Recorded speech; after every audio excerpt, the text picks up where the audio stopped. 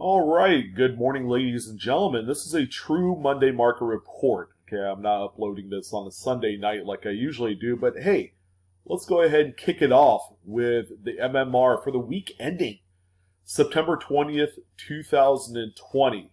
As of the recording of this video, it's probably the first day of fall, and the sales are in the air right now. A lot of the coins have been hitting some pretty phenomenal numbers. In addition, there are quite a few coins that we haven't seen out in the marketplace for a good long while. I mean, we're talking maybe 2-3+ years. So there's a lot of, I guess, a few coins, some old staples, so to speak, that I'm really happy to see. In addition, when it comes to grading, I would say that if you're looking at full steps nickels or full torch Roosevelt dimes, I would say that that's not the only thing that you need to keep an eye out on. Even some of the non-full step designated coins, in addition to some of those full bands and full torch dimes, they don't necessarily have to have that strike designation to be worth a lot of money. I have probably 2 or 3 coins on the list that we're going to talk about. So yes, we had a few auctions end this past week. We had the Heritage Auctions signature sale from Dallas, and we're going to highlight a few coins from that sale. If you guys are interested, you can always go on Heritage's website, ha.com.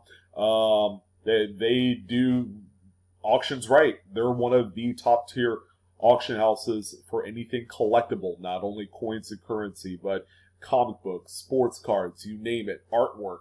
They do it all. All right, so let them be one of your choices. If you have some of these items to sell, they're fantastic. In addition, we're going to go ahead and go through all of the regular great collections listings that sold. A lot of great stuff this week, and I hope you guys enjoy it.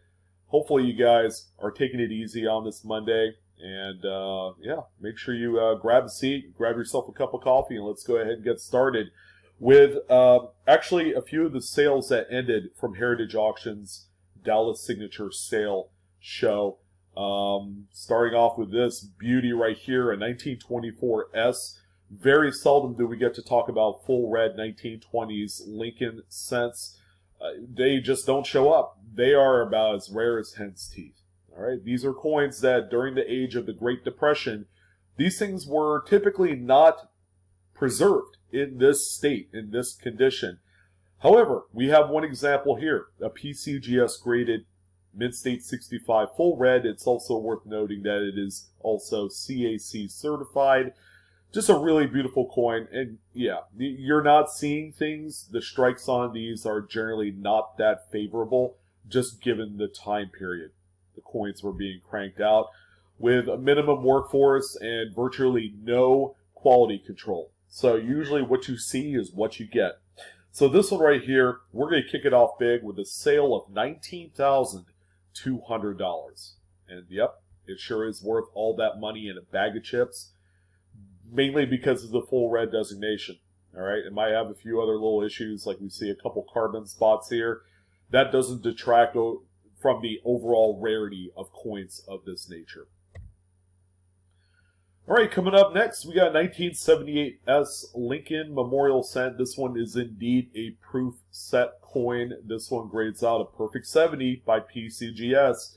It is also full red, and it also exhibits that deep cameo frosting and just mirrory fields that everybody loves on these coins. Some would say or ask, how difficult is it to score a perfect 70 grade on a proof coin? Well, on the newer coins, it's really not that tough. You know, coins from probably the last 10 to 15 years, a 70 is well within reach. But once you get back into like the 90s, and then the 80s is especially tough, and then you get back into the 1970s dated coins, those coins have a myriad of problems coming out of the original government holders. So finding one that is as clean as this example that you see on screen, it just simply is not possible. Okay, you know, it's a very rare coin in this particular condition. And that's why this coin sold for $3,720. Okay, you got the mixed match of a coin with a little bit of rarity to it, and then you put it out into the marketplace, and then you're going to have everybody and their brother in the registry set game gunning for this coin. Believe me, it's big business, and people will pay a ton of money to have a top-end coin for the registry set. Okay, points matter, and they're willing to pay it. All right, so we got a 1956 Jefferson nickel. All right, and this one grades out PCGS Mid-State 67 with full steps. It's just a really nice, pleasing-looking coin during a decade in which you don't see that often. You either have the mushy strikes, you have the overall just kind of just bland appearance to these coins, not a lot of luster. This one is a pretty good healthy mix of all the top stuff that you're looking for in a nickel. This one right here is sold for $2,640. So this is probably the dime of the year.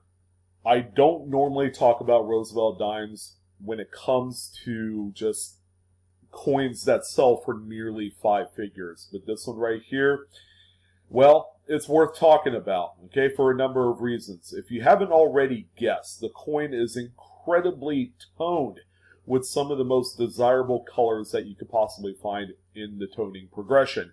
Lots of greens, some orange, a little bit of magenta. These are all the hottest colors that you want on any silver coin. In this particular case, it's a PCGS Mid-State 68.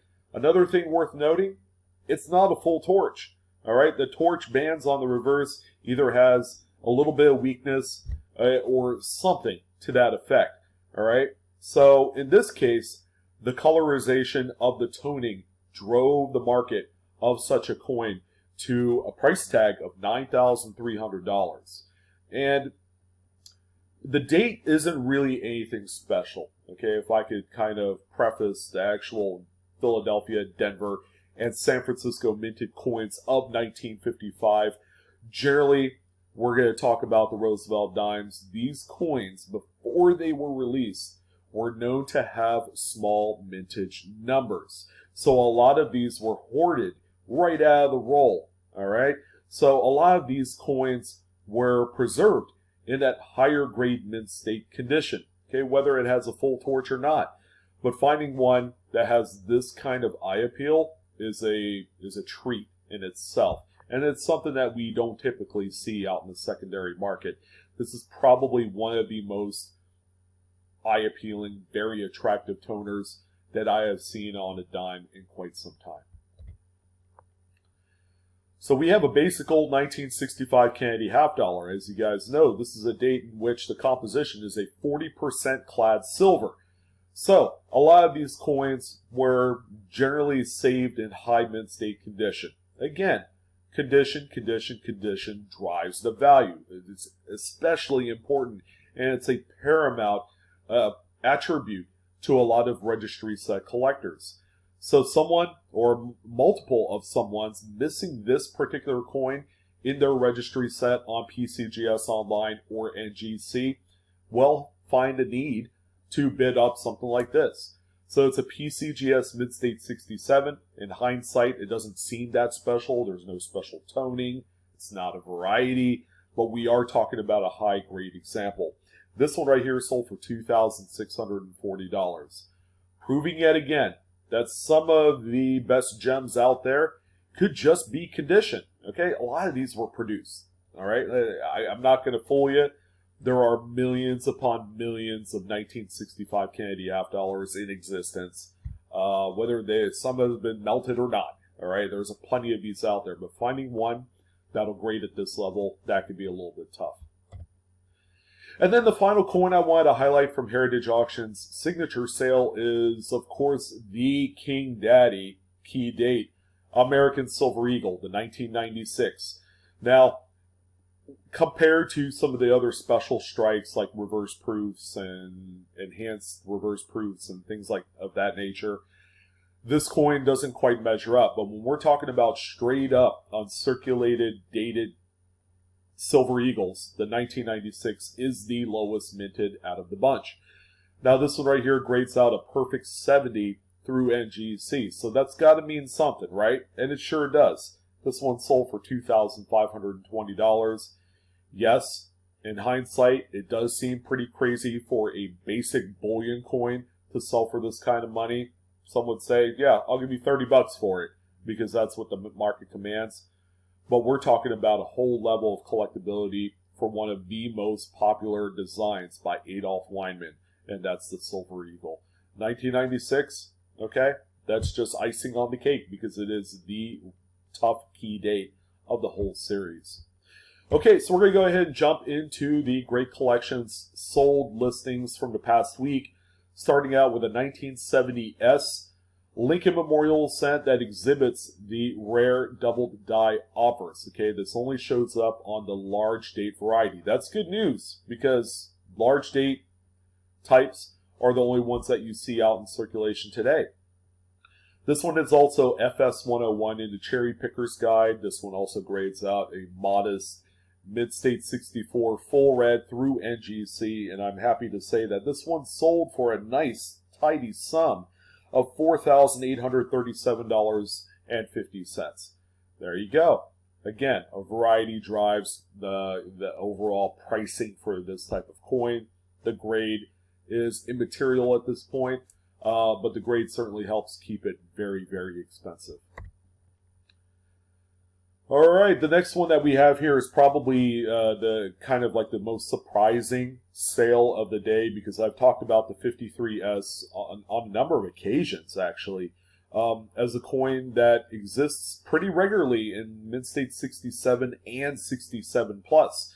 Those are just two grades that pop up quite a bit. Now, what we have here is an NGC Mid-State 68 full red. This is, again, I'm going to stress it again and again. This is a Registry set dream right here, even in the NGC plastic.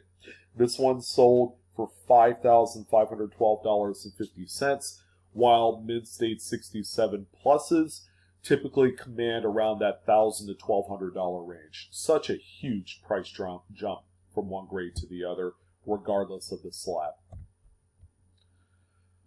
All right, we got a 1951S. So case in point, we have a Mid-State 67 plus full red, CAC certified as well. And again, this is tailor-made for that Registry set. This one sold for $1,023.75. So the 53S that we just looked at will kind of fit under the same category as this particular date mint mark.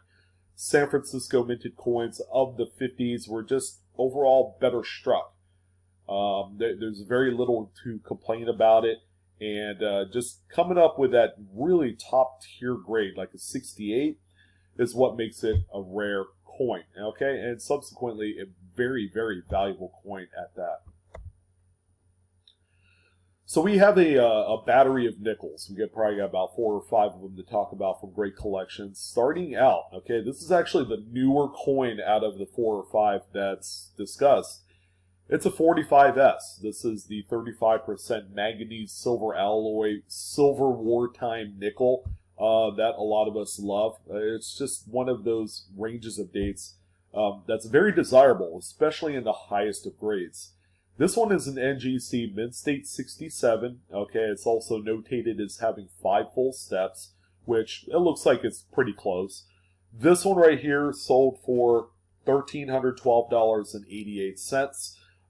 Again, a very popular coin, and these will continue to have just a massive following for years to come. So we have a nice, pleasing, kind of like out-of-album toner here. It's a 1941S. It's a PCGS. Graded Mid-State 67 plus.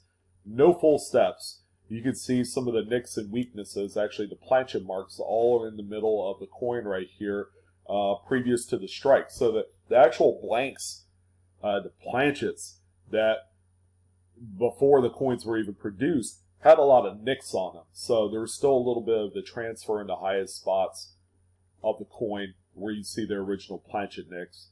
They're not circulation wear or anything like that. So just a tremendous example in keeping in mind, no full steps.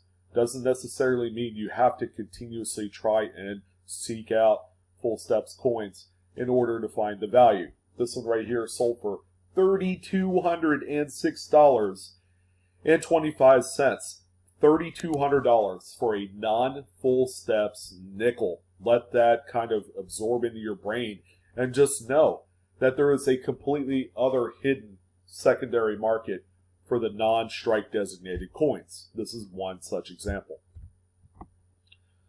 Okay, so this is a favorite of mine. I actually like this coin. It's a 1939D, okay, a consummate semi-key date of the series. However, this one has the reverse of 38. If you guys have checked out Jeff Stanley coins and Octane on YouTube, he's actually one of our Coin Q&A members. He specializes in nickels. He actually did a little puff piece on the reverse of 1938 and reverse of 1940. What's the difference?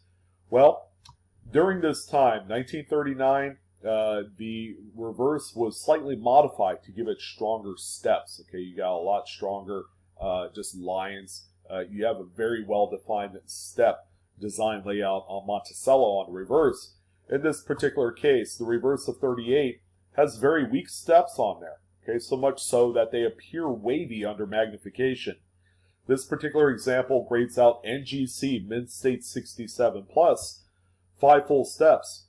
Again, you don't see the reverse of 38, 39Ds that often, so that's why this one is a very significant sale for a lot of people looking for this type of coin. Now, in terms of dollars and cents, and with the toning is very subtle and very attractive, by the way. This one sold for $1,605.38. Just an overall nice coin, all right? And, you know, seeing as how we're talking about 39D, that's just icing on the cake for this one. All right, so here's another what I would consider to be kind of like an out-of-album toner because you have a lot of the periphery on the edges, the rim right here, and same on the reverse with the colorization. This one right here is a PCGS Mid-State 68 full stepper. It's a somewhat tougher 1938D date of Jefferson nickel. You just don't see these that often. This one is a full steps, so it looks pretty good. This one sold for $4,262.62. Just overall, these coins, the first year, Jeffersons, not only are they well struck, but, you know, finding one that is generally mark-free, that poses as kind of a huge test for a lot of Jefferson nickel aficionados. This one is going to be right at home in someone's collection. We got a few dimes. Starting out with a 1956 Rosie. This one is a proof version.